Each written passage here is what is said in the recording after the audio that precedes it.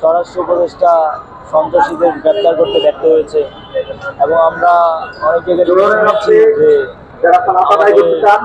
হাদিভাইকে যারা গুলি করেছে তারা ভারতে পালিয়ে গেছে। তো সেই জায়গায় আমরা পরিষ্কার করা আমাদের নিরাপত্তা দিতে দেশের মানুষের নিরাপত্তা দিতে পুরোপুরি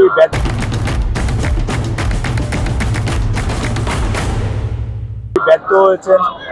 তো সেই জায়গা থেকে আমরা আজকের এই কর্মসূচি আমরা পরিষ্কারভাবে বলতে চাই যে উপদেশটা আমাদের এই দেশের মানুষের জনগণের জানমালের নিরাপত্তা নিশ্চিত করতে পারে না, তাকে আসলে এই দায়িত্বের প্রয়োজনীয়তা নাই। তো সেই জায়গা থেকে আমরা আমাদের আজকে ব্লকের কর্মসূচি দিয়েছি। তো আমাদের ব্লকের চলবে, আমরা পরবর্তীতে সিদ্ধান্ত নিয়ে আপনাদেরকে জানাবো এবং পদত্যাগ করতে হবে।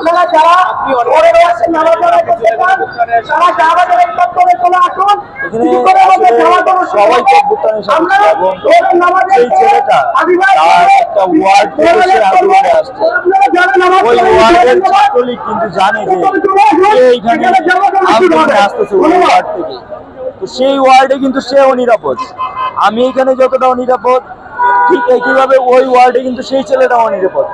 তো সেই জায়গা থেকে কে সামনে ছিল, কে মাঝখানে ছিল, কে পিছনে ছিল, এটা মুখ্য না। মুখ্য হচ্ছে যারা অভ্যুত্থানের সাথে সম্পৃক্ত ছিল দেশের প্রত্যেকটা মানুষ সবারই নিরাপত্তা নিশ্চিত করতে হবে। কারণ একজন বা দুইজন চারজনের নিরাপত্তা নিশ্চিত করলে এদেশের মানুষের নিরাপত্তা নিশ্চিত হবে না।